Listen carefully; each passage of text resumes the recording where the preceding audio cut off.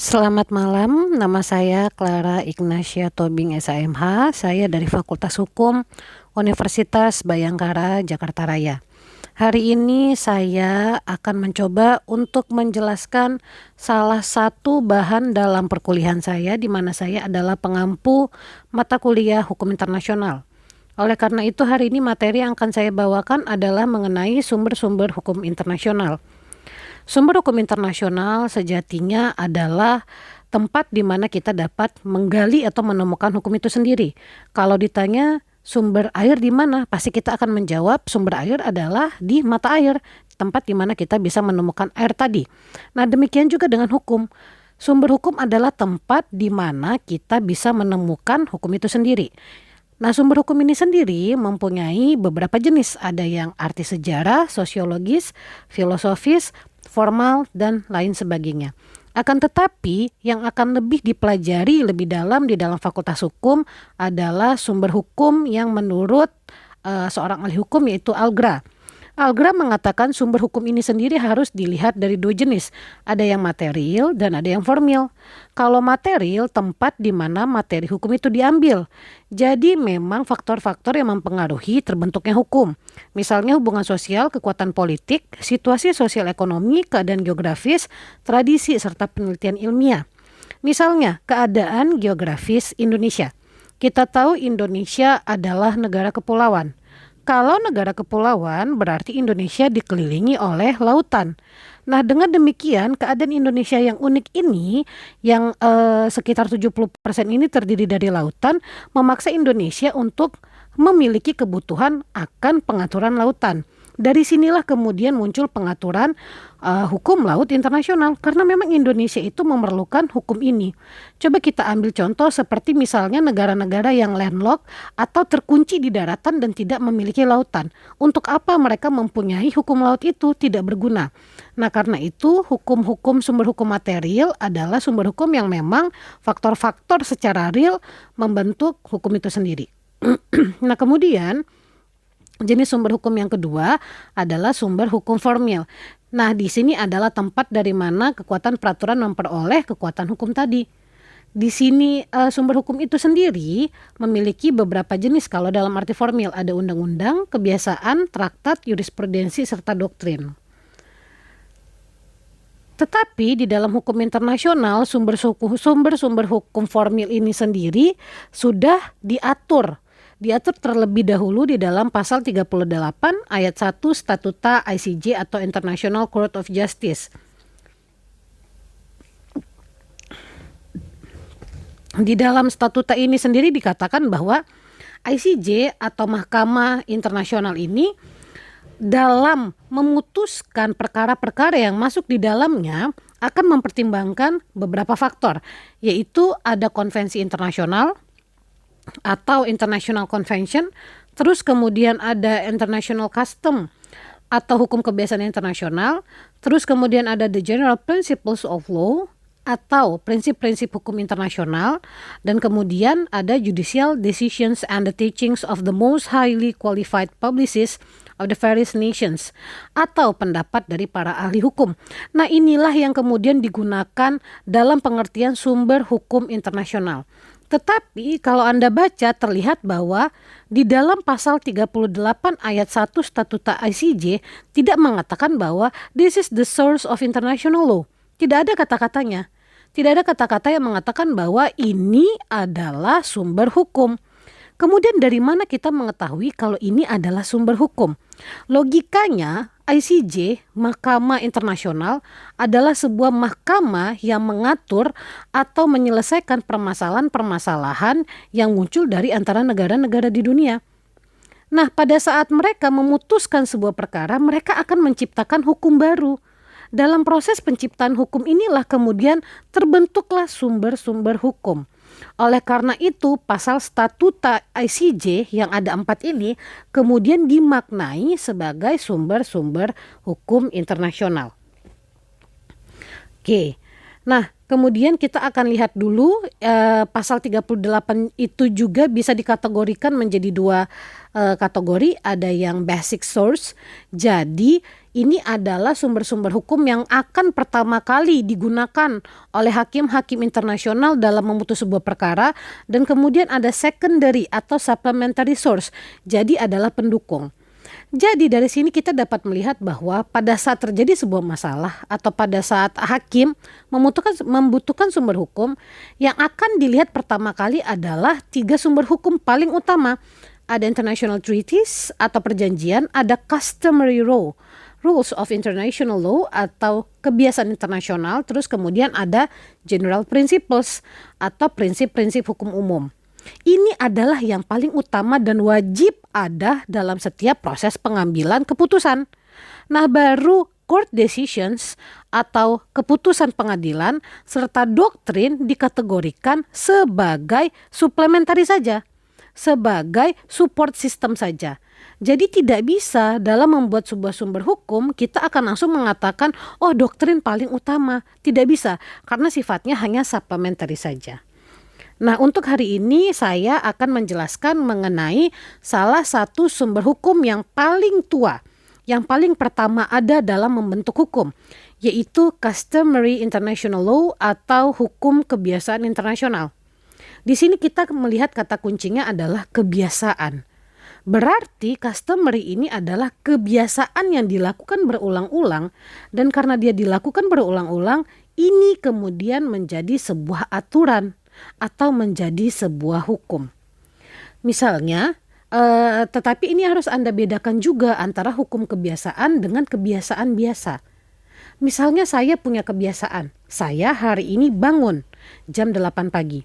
Besok saya bangun jam 8 pagi, lusa pun saya bangun jam 8 pagi. Ini adalah kebiasaan namanya. Tetapi pada saat kemudian, pada hari ke-10 saya bangun jam 10 pagi. Dunia kan tidak akan kiamat. Tidak akan ada orang yang dirugikan. Tidak akan ada masalah dari kebiasaan yang tiba-tiba berubah ini. Karena itu kebiasaan saya sendiri tidak bisa dikategorikan sebagai sebuah hukum. Ini bukanlah hukum kebiasaan internasional. Hukum kebiasaan internasional baru bisa menjadi aturan apabila dia memenuhi dua syarat. Yang pertama syarat material dan yang kedua adalah syarat psikologis. Yang pertama, syarat material disebut sebagai state practice atau penggunaan yang terus-menerus. Dan yang paling penting adalah syarat psikologis atau opinio necessitatis. Ini adalah keyakinan tentang adanya kewajiban hukum atau psikologis kelompok. Misalnya, negara yang satu punya kebiasaan, negara yang dua juga punya kebiasaan ini mirip. Nah, inilah yang kemudian dikatakan sebagai hukum kebiasaan internasional.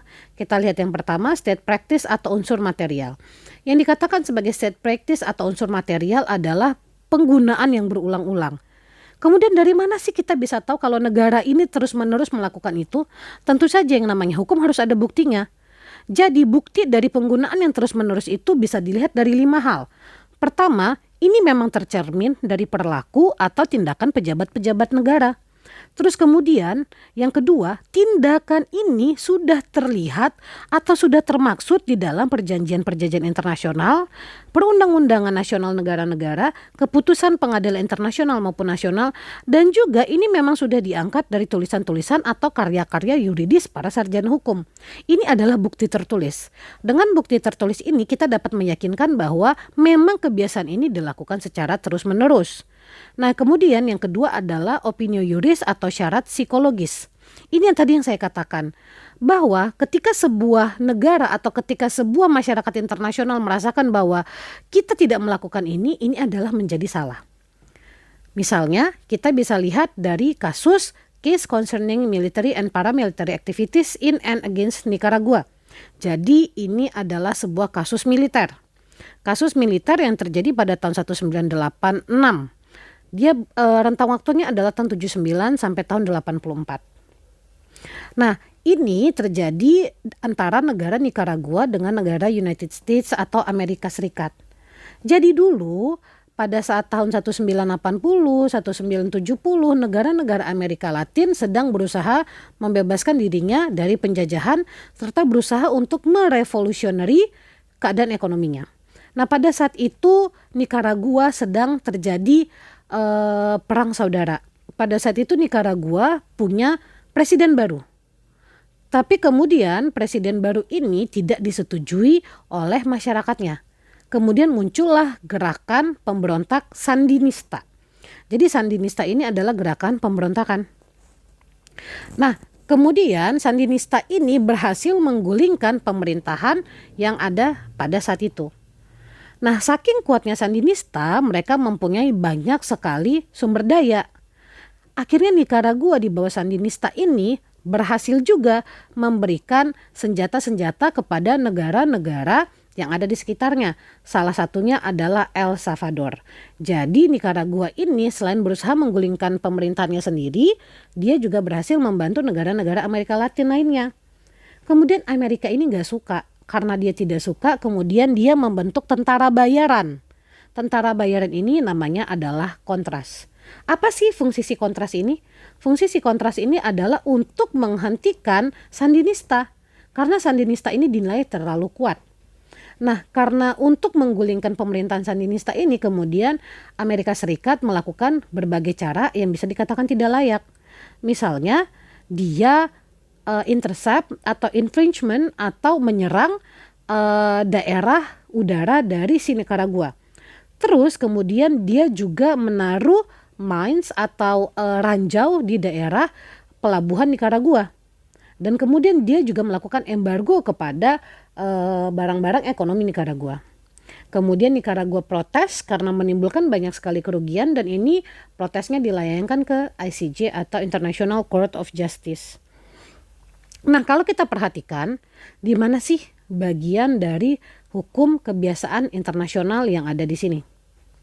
Sebelum itu, di dalam hukum internasional terdapat sebuah kebiasaan yang dikatakan bahwa negara-negara tidak boleh mengintervensi negara lain. Jadi kalau sebuah negara yang sudah merdeka mengintervensi negara lain, ini adalah pelanggaran. Ini adalah kebiasaan. Pasti dong negara merdeka itu kan tidak boleh melanggar kedaulatan atau kepentingan dari negara lain. Ini adalah kebiasaan. Negara manapun pasti paham, ya kalau kita sudah merdeka, terus negara tetangga kita merdeka, ya nggak usah diganggu. Nah, inilah yang kemudian dilanggar oleh Amerika Serikat. Amerika Serikat di sini sudah mengintervensi kepentingan dari negara-negara Amerika Latin. Apa hubungannya Amerika dengan Amerika Latin, dengan Nicaragua, dengan El Salvador? Ternyata di sini Amerika memiliki kepentingan ekonomi. Karena dengan merdekanya El Salvador, dengan merdekanya Nicaragua, Amerika Serikat tidak bisa lagi memanfaatkan sumber daya yang ada di daerah Amerika Latin. Makanya kemudian pada saat itu mereka melakukan intervensi. Nah, inilah yang disebut sebagai kebiasaan internasional. Ini memang adalah sebuah kebiasaan. Tidak boleh mengintervensi dari negara-negara yang sudah merdeka. Anda bisa lihat ini pada perjanjian-perjanjian dan lain sebagainya. Tetapi non-intervensi ini kemudian akan menjadi hukum kebiasaan internasional pada saat ICJ kemudian mengakui bahwa nggak cuma satu negara yang mengakui ini, negara lain juga mengakui ini. Jadi ada syarat psikologis yang sudah terpenuhi. Mau tidak suka tidak suka, kita sudah memahami dalam alam bawah sadar kita bahwa ini adalah kesalahan. Kalau ini dilakukan, ini adalah pelanggaran hak asasi manusia. Jadi inilah kita lihat bagaimana hukum kebiasaan internasional kemudian dapat digunakan sebagai sumber hukum. Baik, dengan demikian hari ini penjelasan saya mengenai salah satu bahan dari sumber hukum internasional, yaitu hukum kebiasaan internasional, sampai di sini. Terima kasih.